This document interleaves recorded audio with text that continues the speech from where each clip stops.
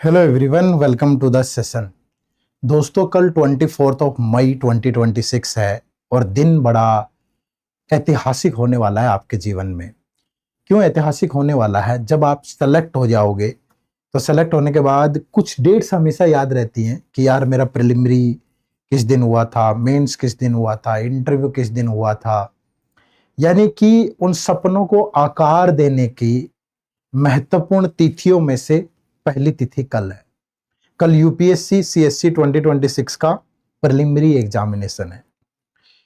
सबसे पहले तो आप सभी को बहुत बहुत शुभकामनाएं। मैं भगवान से प्रार्थना करूंगा कि कल का दिन आपके लिए बहुत अच्छा हो। आपने जितनी भी मेहनत कर रखी है वो मेहनत आपकी सार्थक हो।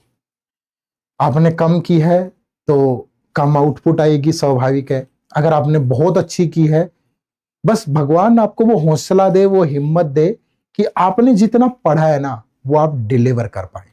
ऐसी मैं भगवान से प्रार्थना करता हूं। तो wish you all very all the best. आप सबका एग्जाम अच्छा जाए। जो आपने मेहनत करके गए हैं, जो पढ़ के गए हैं, वो आप डिलीवर कर पाए। दूसरा, मैं बहुत बातें तो नहीं करूंगा, मैं एक दो चीजें आपको कहना चाहूंगा। पहली चीज तो गर्मी है, थोड़ा सा अपने आप को कूल रखिए, ठंडा रखिए, ठीक है। बहुत जल्दी परेशान मत होना।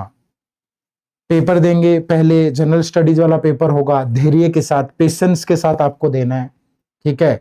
बहुत ज्यादा ब्लाइंड गैसेज ये वो सब चीजें नहीं। आप पिछले सालों के कट ऑफ से भी मत कंपेयर करिए। मतलब जितना आपको आता है बस वो डिलीवर करिए, ज्यादा तुक्के वुक्के मत मारिए। कोशिश करिए अच्छी बढ़िया वाली। फिर 2 घंटे का बीच में गैप होगा, उसके बाद सीसेट का पेपर होगा। जीएस के बारे में मेरी इतनी मतलब मेरा इतना ज्ञान है नहीं कि मैं आपको जीएस के बारे में दे पाऊं। मेरी जो नॉलेज है वो सीसेट में ज्यादा है, क्योंकि मैं पिछले 10-12 सालों से इसी फील्ड में मेहनत कर रहा हूं। सीसेट का पेपर 2-3 वजह से परेशान करता है। पहली वजह उसकी होती है कि जनरल स्टडीज के पेपर का इंपैक्ट आता है। आप जब सीसेट के पेपर में बैठे तो जनरल स्टडीज वाला पेपर भूल जाए। आपके दिमाग में वो पेपर नहीं चलना चाहिए। बीच में जो 2 घंटे का टाइम मिलता है उसमें आराम से बैठे, पानी वानी पिए, थोड़ा ठंडा रहें, लस्सी वस्सी पिए, कोल्ड ड्रिंक पिए, आराम से बैठे बिल्कुल, और उस पेपर को भूल जाओ, ठीक है। जैसा हुआ जो भी हुआ, अपना ध्यान अगले पेपर पे लगाएं, कूल रहें, खाना खाएं, आराम से थोड़ा रेस्ट करें। और जब पेपर में जाएं तो उस टाइम पे अपना टेम्परामेंट लूज नहीं करना है। क्वेश्चन से लड़ना नहीं है। मल्टीपल स्टेटमेंट के क्वेश्चन है, कोई टॉपिक ऐसा पड़ा हुआ है जो नहीं बात बन रही, ईगो पे नहीं लेना है कि यार ये तो मैं बहुत अच्छे से पढ़ के आया था तब भी सोल्व नहीं हो रहा। कोई बात नहीं, टाइम वेस्ट मत करो, बढ़िया से यूटिलाइज करो टाइम को। सबसे पहले लड़ लेना उन सवालों से। पहले 35 का क्रॉस कर लो बैरियर। 35 सवाल अगर आप बिना 35 सवाल अगर आप बिना कोई तुक्का मारे सोल्व कर लो, उसके बाद लड़ लो उन सवालों से। अपने गोले वोले भर के फिर लड़ते रहो, जी भर के लड़ो। बट उससे पहले ईगो पे मत लेना, पेशेंसली हैंडल करना, कूल रहना। नुकसान आपका है, एक कीमती अटेम्प्ट वेस्ट हो जाएगा छोटी सी नादानी की वजह से, उसका फिर जिंदगी भर पछतावा रहता है। यूपीएससी एस्पिरेंट की एक कहानी है पूरा। कितने वर्षों की मेहनत लगी है माता पिता की, कितनी एफर्ट आपने लगाए हैं पिछले कुछ सालों में, तब आप यहां तक आए हैं। और आखिरी मोमेंट पे आके उसे खराब मत करना, ठीक है। तो मेरी तो इतनी सलाह है, आराम से पेपर देना, बिल्कुल कूल माइंड से, ठीक है।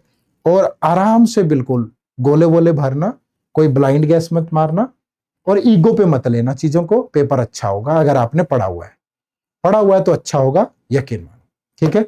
तो आप सबका बहुत बहुत शुक्रिया हमारे साथ जुड़ने के लिए। भी हमने भी शायद पिछले कुछ सालों से सीसेट में अच्छी खासी मेहनत की है।